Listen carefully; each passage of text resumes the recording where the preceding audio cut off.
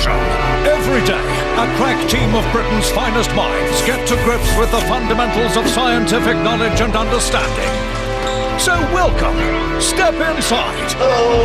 But be warned, only the hardiest of souls and strongest of stomachs can survive the worst excesses that are Brainiac! Science abuse! Brainiac! Brainiac! Brainiac!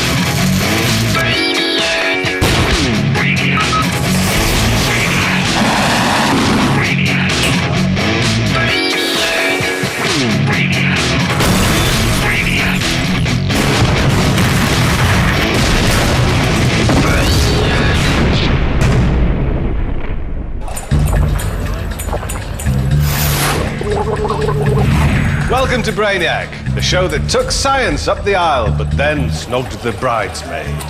The big science tonight. Can rockets solve your traffic jam blues? Blast off! We electrocute a lady.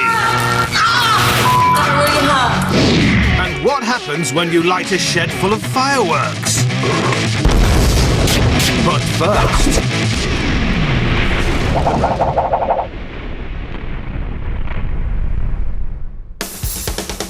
Hidden away in a secret outbuilding is the Brainiac slow-motion research facility. Inside, a small team of Brainiacs are devoted to the remarkable line of research we call things, but very slowly. So what's this week's thing, but very slowly? An egg on a mousetrap. Normally, this isn't particularly interesting to watch, but let's see that again, very slowly.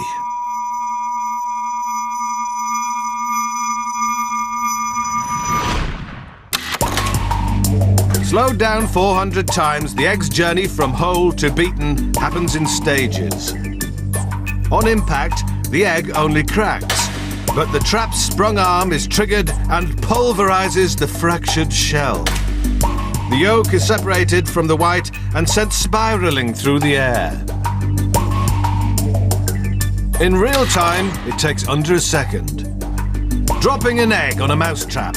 One more thing, but very slowly.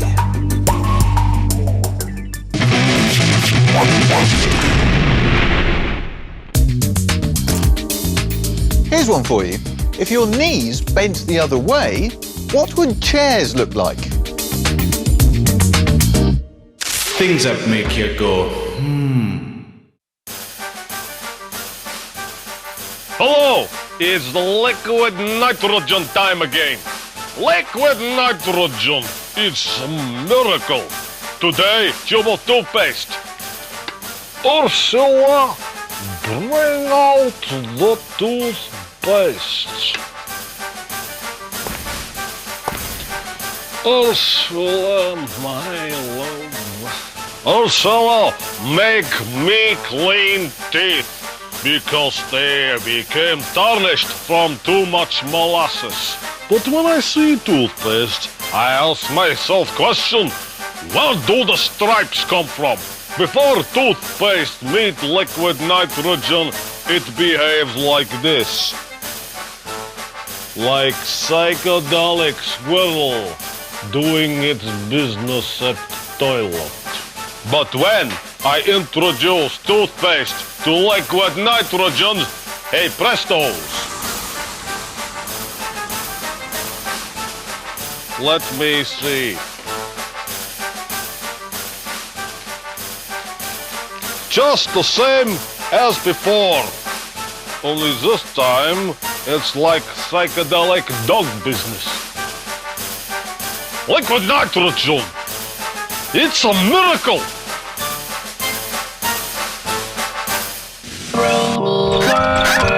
Things what my body does. Hi, my name's Kevin Verleiden. The thing what my body does is this. Human vocal cords can produce an incredible spectrum of sounds such as talking, singing, screaming, and burping. Some committed people can use theirs to sound like an Aboriginal instrument, although in this case, it's more like a didgeridoo.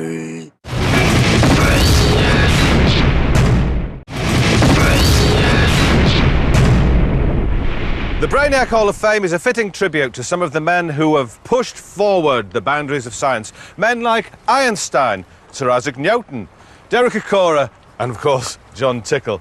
But today, we're here to solve a problem between two of the brightest stars of science, Galileo and Aristotle. They couldn't agree on one of history's most burning questions. Do heavy objects fall quicker than light objects?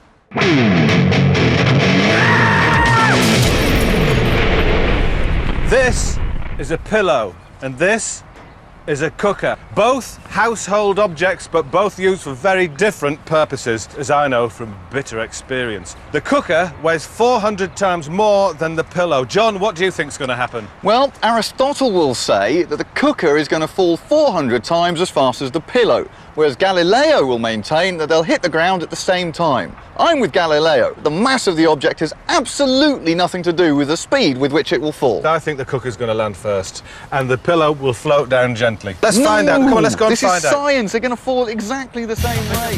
Myth has it that in Renaissance Italy, Galileo proved that light and heavy objects fall at the same speed by dropping two cannonballs of different weights from the Leaning Tower of Pisa.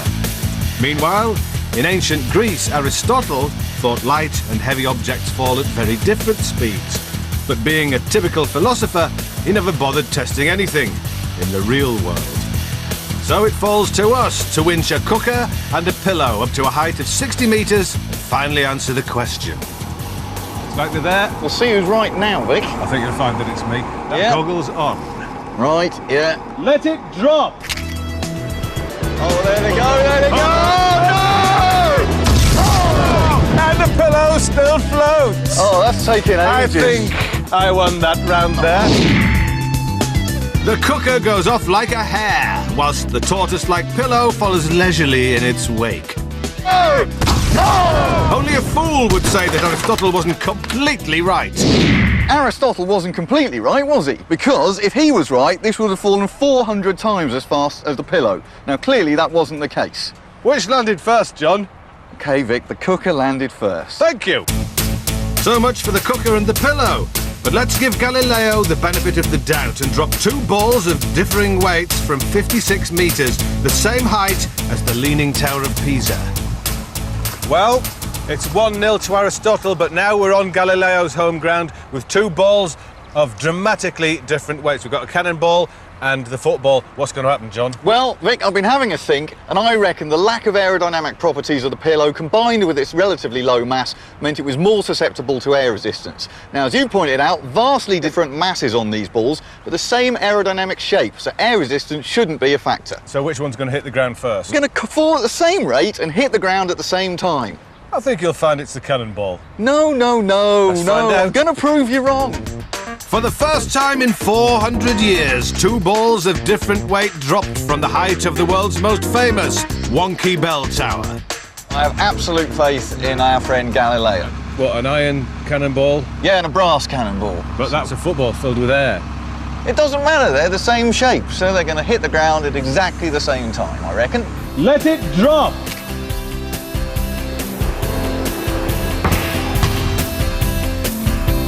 Well, all right. So, another result that only a man who's taken complete leave of his senses wouldn't describe as a total victory for Aristotle. Which landed first? Well, technically the cannonball. Got a theory. Technically, it did. I've got a theory about it, though. Yeah? Light objects like the football will only accelerate for a certain amount of time until air resistance counteracts the acceleration due to gravity, and it'll reach its steady speed, known as the terminal velocity. With a heavy object like the cannonball, air resistance isn't such a factor. It won't reach its terminal velocity. So what do we do about that? We'd like to have the experiment in an airless vacuum, and then air resistance wouldn't be a factor. Well, we couldn't arrange for an airless vacuum in our car park. Instead, we've got a heavy lorry wheel and an even heavier Daewoo Nexia. Two objects unavailable to either Galileo or Aristotle. The object's heaviness will, according to John, counteract air resistance over the 60-metre drop, and we should finally know which of the old boffins was right. Ready? 3, 2, 1. Let it drop. Oh, come on! In your face, Aristotle! Take air resistance out of the equation and you get neck and neck free fall of both objects. You can clearly see the wheel and the much heavier car falling at the same rate. Just as Galileo predicted.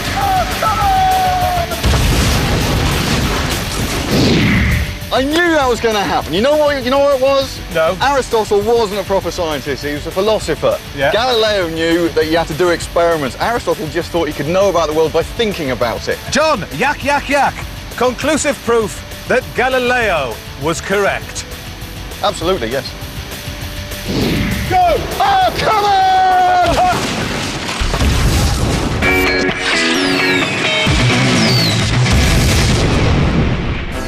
Will it fizzle or will it flash? The cracking chemistry conundrum posed by Dr. John P. Kilcoyne, Principal Lecturer at the University of Sunderland. So what chemicals does Dr. Kilcoyne have in his shed today? Sulfuric acid, chlorate, sherbet. Will it fizzle or will it flash?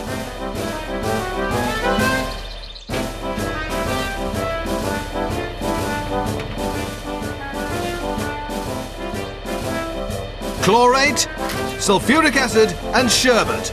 Will it fizzle or will it flash? The answer? Fizzle. When triggered with acid, a fierce reaction is caused in which the sherbet is oxidized by the chlorate, giving a lovely lilac flame and a fine fizzle. Nice one, Doc. What a great fizzle.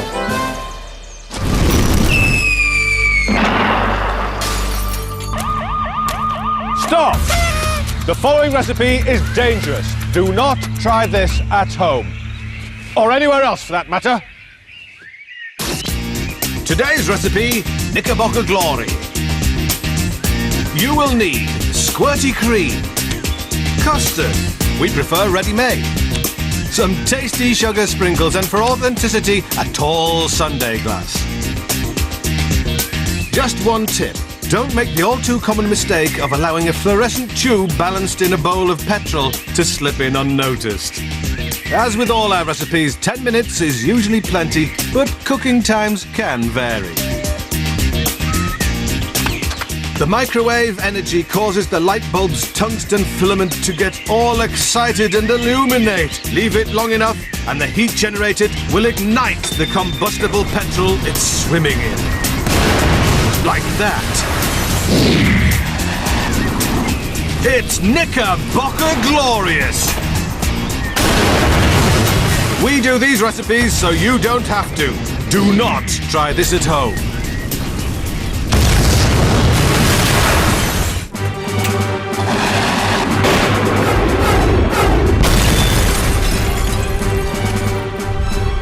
Everyone knows that NASA is the #1 organization when it comes to using rockets for science. But there's some stuff that NASA never tried. Stuff like, can rockets be used to clear a landing strip for your spacecraft? The rockets, 4 Saturn 120G X's. The landing strip, a coned-off area around the back of your house. The spacecraft, a car. Traffic cones are the bane of all drivers' lives, but the Brainiac rocket scientists have a solution. These traffic cones are fitted with rockets capable of 40 kilograms of thrust in 1 second. That's capable of sending them an incredible 600 feet into the sky. Now that is virtually the edge of time, where hopefully these traffic cones will join other space junk. The world's first rocket-powered traffic cones. NASA never tried this. Okay, Brainiacs, clear the launch site.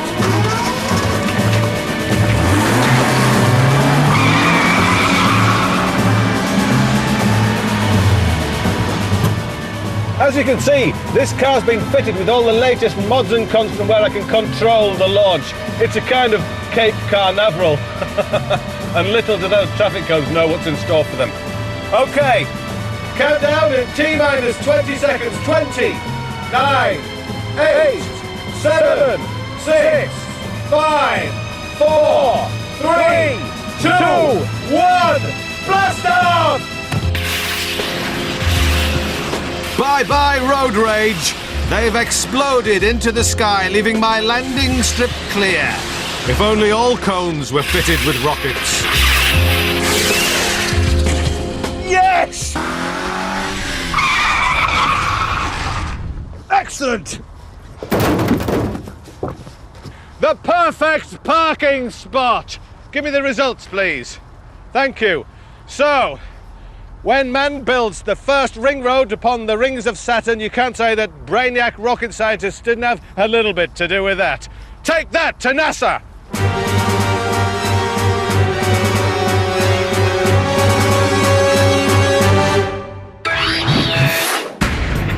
The ferret. Like his cousin the weasel, crafty, curious, tenacious. The Brainiac. Like his cousin Barry, shabby, dim-witted and ignorant. Today we find out who is fastest through a tunnel, Brainiac or Beast.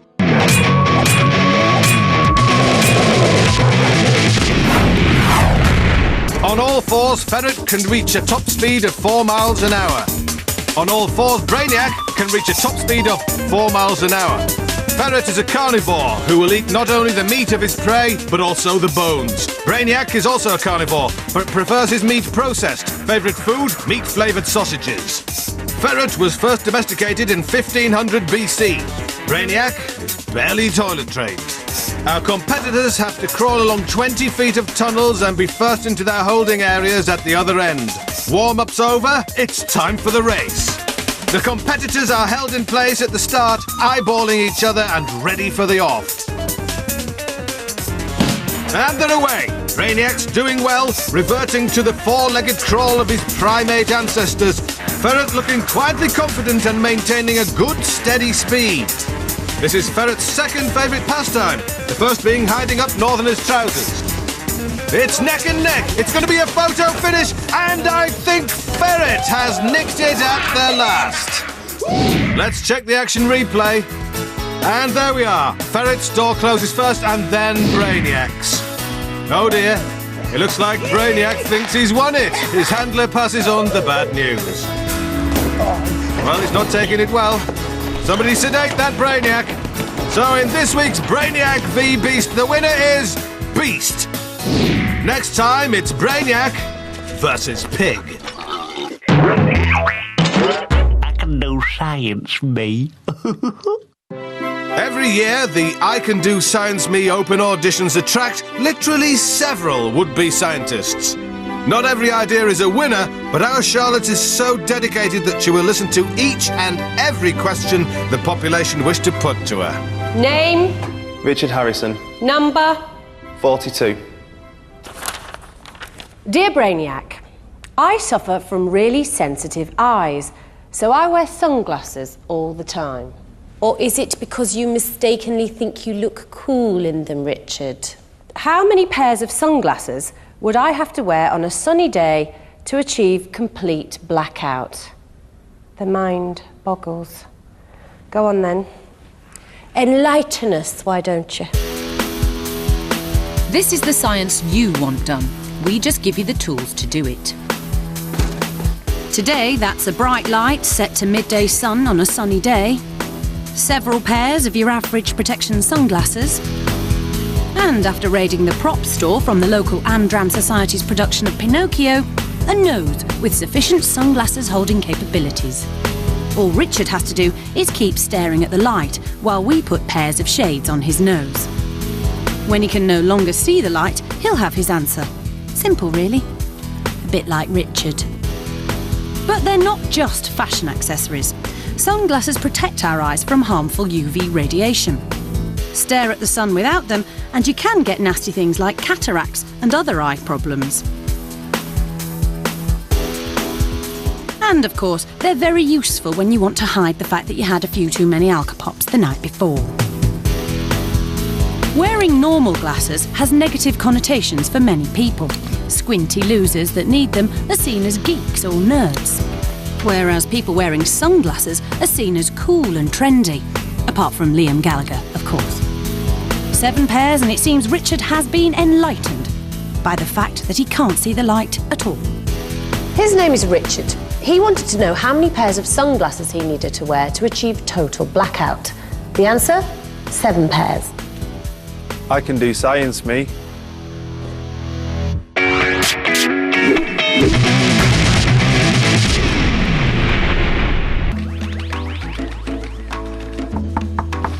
Come in. Stand over there for me, please. Right, Mr. Tickle, what can we do for you today? Nurse, I'm bored. Can you show me something interesting I can do with my body? Certainly. Try this. Please take a look at this picture and tell me what you see. It looks like a pretty lady, if a bit blurry. Now what do you see? Ooh, that's horrendous. It now looks like an ugly, angry man. How weird. This picture contains 2 images superimposed. One has had all the shading removed, whereas the other has had all the detail removed. At a distance, your eyes can't make out the details, and the shading dominates. Close up, though, the detail becomes clear and the picture seems to change. Thanks, nurse. That's going to keep me occupied for hours. Not at all. Goodbye, Mr. Tickle. Bye-bye.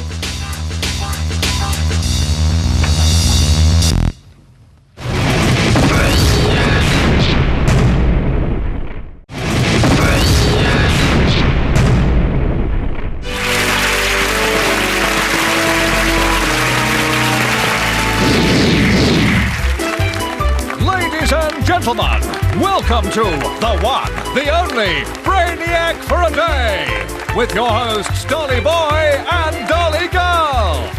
Every week, one lucky viewer gets to wear the famous yellow t-shirt and hat for a thrill-packed day as a Brainiac. This week's Brainiac wannabe is Adrian, a fishmonger from Sandwich. Tell us, what is it you're going to be blowing up today? A shed full of fireworks. And what a lovely shed full of fireworks this shed full of fireworks is! A descendant of the original Guy Fawkes, every November Adrian buys up all the fireworks he sees and hides them in his garden shed. His one-man protest at the horrific execution of his infamous ancestor may have cost him his life savings, his marriage and his friends. But for Adrian, it's difficult not to remember the 5th of November. But before he can blow up anything, he needs to transform from Fishmonger Adrian to Brainiac Adrian! Now he's got to spin the wheel of explosive truth to decide which chemical will be blowing up that garden shed full of fireworks. Where will the arrow point? It's nitrocellulose! What a surprise and what a great result! Uh-oh, no time for celebration because there's the siren. The signal for Adrian and our dollies to retreat to a moderately safe distance. Our explosive expert sets the charge. Nitrocellulose is highly volatile, and when handling it, it's important not to panic. As always on Brainiac for a Day, our motto is safety first, Brainiac second! There's just time for Adrian to prepare. And there she blows! What a blast! Good work, Adrian! Everyone loved that one! Just look at those fireworks, set in motion by the power of chemistry! Victorian visionary Jules Verne thought nitrocellulose would one day drive the rockets of spaceships on interstellar voyages. But he never had the vision to predict a garden shed full of fireworks going whiz-bang. Yes, that shed is brown bread. Thanks, Brainiac, for making me Brainiac for a Day. No problem, Squire. Here at Brainiac, all our fans can air their views and opinions. Oh, and Adrian. Adrian, penny for the guy. There are some experiments that can't be done in a lab. They can only be done undercover. What are the best clothes to wear if you want to have a nose in other people's belongings? Ordinary clothes or a uniform? First, let's send him out in normal, approachable, casual clothing. Hello there. Could I look in your pocket? All right. Yeah, could I have a look in your pocket? Well, I just want to see what you've got in there. Hey, excuse me, could I just see in your bag? Chris, no. Could I just have a look in your bag? Pardon me? Could I just have a look in your bag? In your handbag? Excuse me? Could I look in your handbag? Would you mind? No, yeah. A green puffer jacket may keep him warm, but it doesn't make people warm to him. Look, that's all. Just, if you could open it up for me? I can't just let you look in my handbag. I don't know who you are. You might run off with my purse. Could I just have a look in your bag?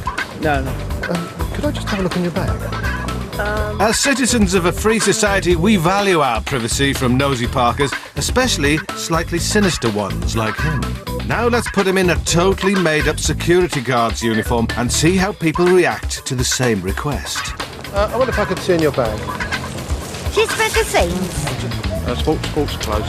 Yeah. Oh, okay, brilliant. I've got some clothes. Some clothes? We like to think we have free will and would refuse a ridiculous request.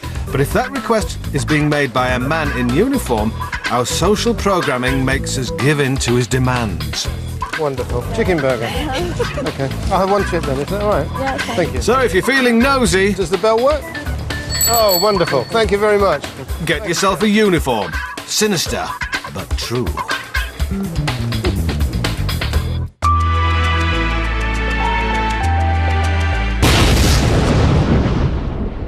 In the macho world of big business, some say lunch is for wimps. Others maintain that an empty stomach guarantees nothing but poor concentration, listlessness and wobbly legs. So what's the best for peak performance? Empty stomach or full?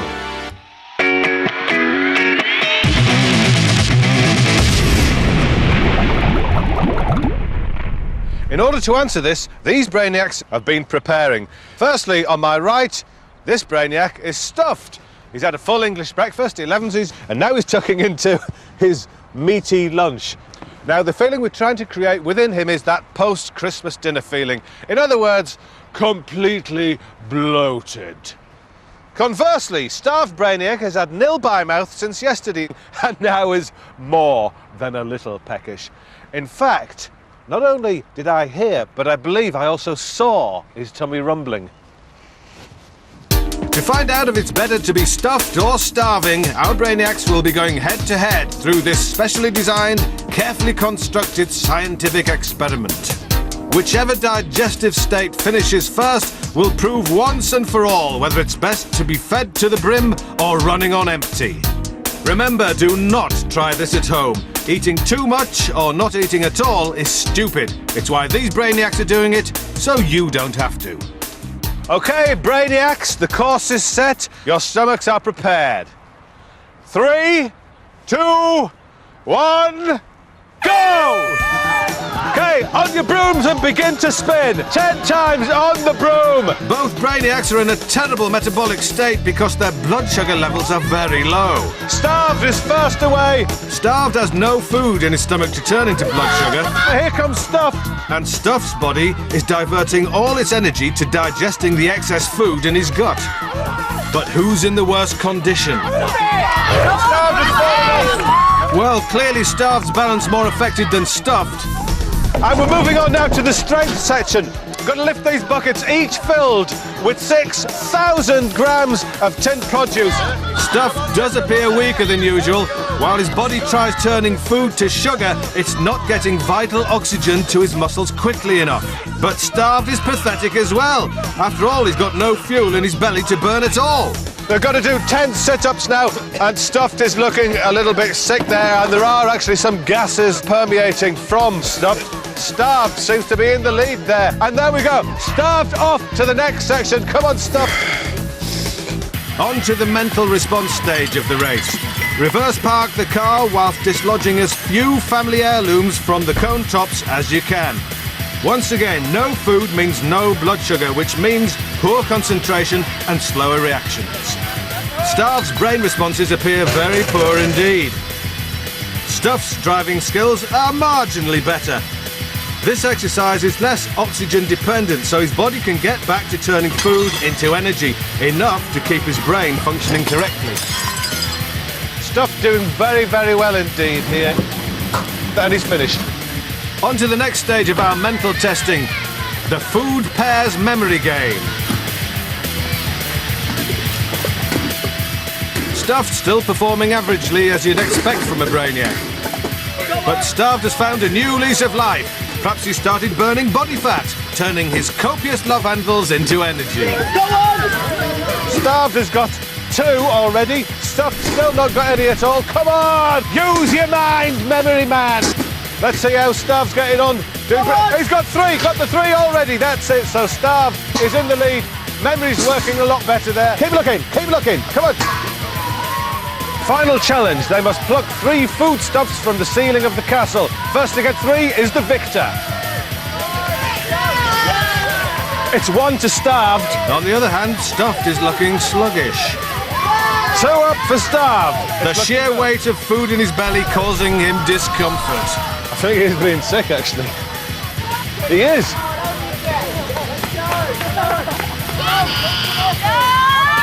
Hey! There we are! A clear, irrefutable proof that you function better when you're hungry rather than being rammed full of food. Yes, lunch is for wimps. Wimp.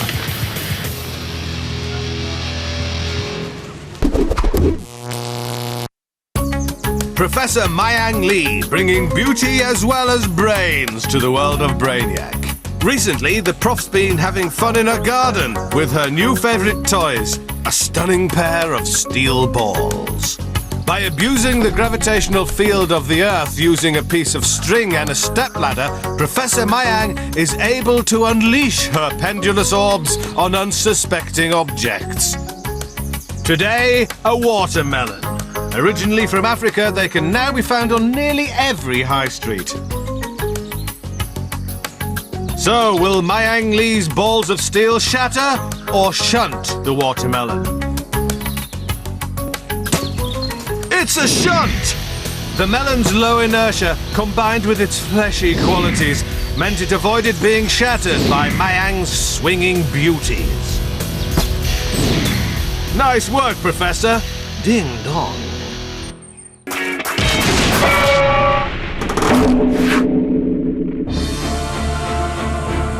Today, our frame contains a wall of extruded plastic sheeting. This 2mm corrugated plastic is used in signage and valued for its lightweight yet durable properties. Our Brainiac will run full speed towards the wall of plastic. But will he break through or will he bounce off?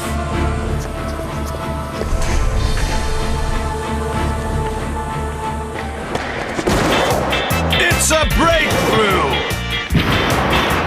The plastic splits along the edges of the frame, no match for the momentum of a motivated Brainiac. 2mm of extruded plastic sheeting, a thing you can run through.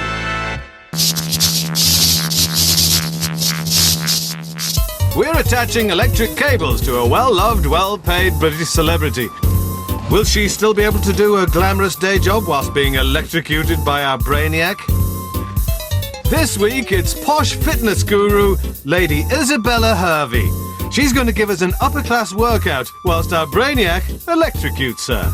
OK, Lady H, do your thing. Right, we're going to get ourselves nicely warmed up, so if we start with our upper body, this works. Just loosens up your chest area.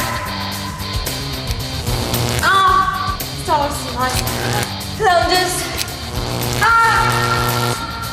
Loosening up the legs. Seriously.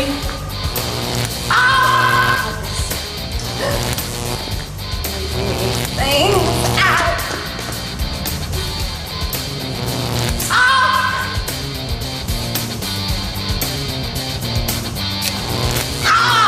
That really hurt.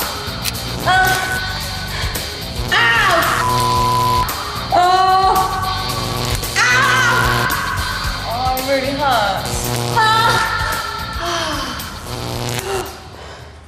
So, can Lady Isabella still do her glitzy day job whilst being electrocuted?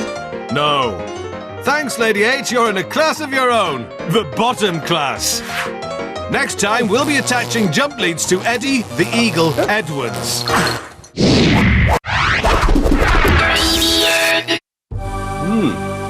Well, according to this book, one's made of slugs and snails and puppy dogs' tails, and conversely the other is made of sugar and spice and all things nice. That may be the case, but who's the smelliest, boys or girls?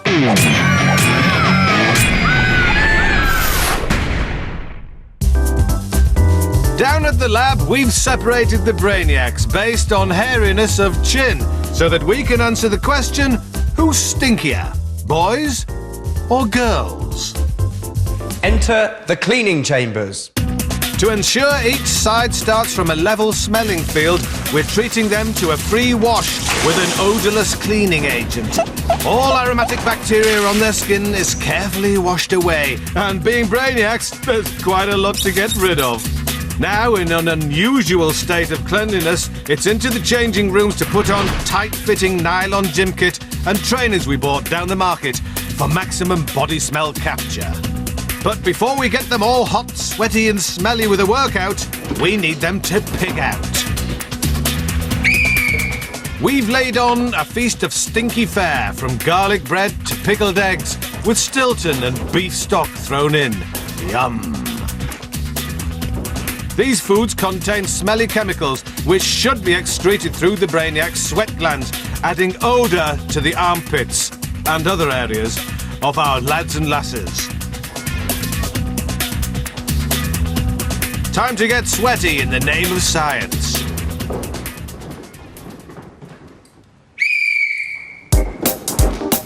Fresh sweat doesn't usually smell. It's stale sweat, laden with bacteria that gives you body odour.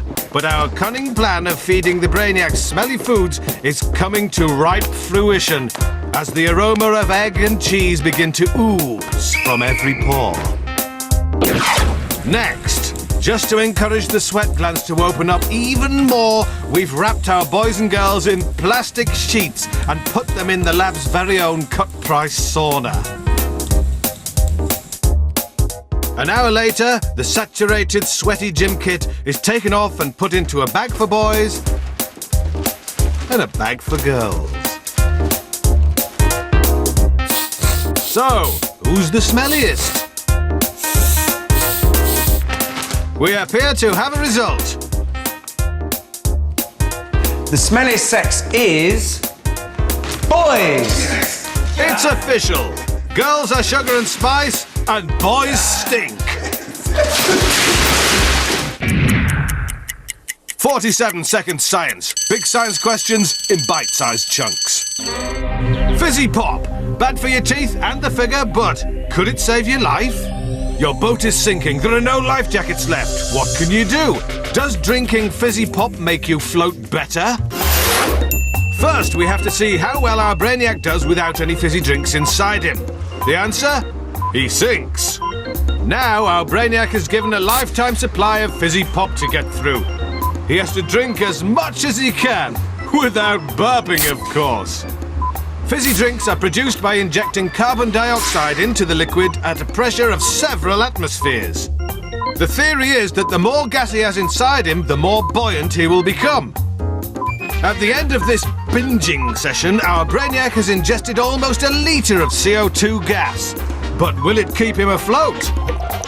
I think that's a no. Although he's full of gas, the weight from all that sugary fluid counteracts the CO2's buoyancy.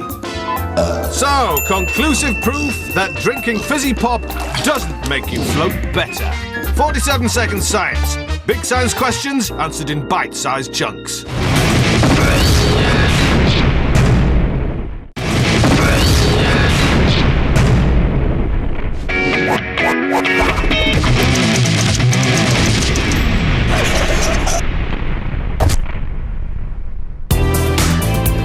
Bunhead on the Pull, where once a month science's biggest loser gets his best friend Marty, the one with the hair, to use his slightly dangerous science to finally get Bunhead a girlfriend. Who says science can't be sexy? Okay, here's the deal. If I can make you a beautiful piece of jewellery, would you have a dance with my mate over there, please? No, I don't think so. You sure? Let's try it, and if you're impressed... Okay, right. First of all, we'll put on these safety spectacles. There you go. Here, one for you, and one for you. There you go, pop those on. Are you sure this is safe? This is perfectly safe, well, mostly safe, should we say. What I've got here is a couple of little plant pots, and inside there, some aluminium powder and some iron oxide with a couple of sparklers jammed in the top to set it off. And now we're going to hold this? I wouldn't recommend that because it's going to produce molten hot steel, 1,500 degrees. Do you step maybe just here behind it, and I'm going to put this in here like this. Just balance that on there. Okay, like this. Ooh, stand back, stand back. Wait a second.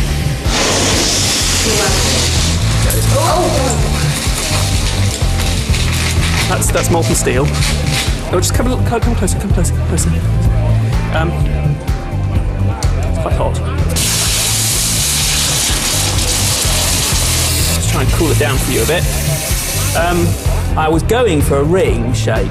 It's not a ring, is it? No, it's kind of a blob. Dance with a mate? No. It's high vanadium steel. You could use it as a brooch. Still no. No. No, sorry. Thank you. Thank you. Bye. Bye. Bye. Another great night out for Bunhead and his only friend, Marty.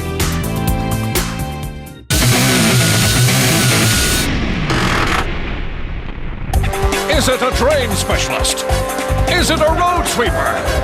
No, it's Super Brainiac! The result of a mistake in a laboratory. His mission to rid the world of toxic caravans. Super Brainiac! Saving the world with science. The pretty country of Folkestone near France, England. It's 5 years from now, and the British fishing fleet are one stickleback away from filling their quota. But what's this? An Icelandic trawler? No, it's a hideous excuse for a holiday home. Something must be done. There's only one solution. Disguised as a very ordinary man, Super Brainiac takes the call.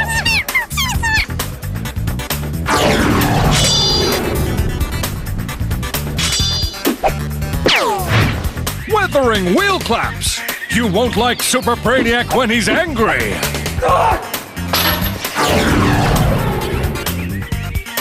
Faster than you can tickle a trout, Super Brainiac arrives in the nick of time and decides on the perfect science for the job. Today, that science is RDX, which goes by the snappier title cyclotrimethylene trinitramine. If you're a caravan, it's as welcome as a harpoon gun in a whale sanctuary. Carefully, our hero approaches the caravan and lays the explosive. As always, Super Brainiac stays calm, while all around him panic. In its pure state, RDX is a white crystalline solid. We Americans know it by its proper name, cyclonite. The Germans call it hexogen, and the Italians refer to it as T4. Caravans call it hell on earth.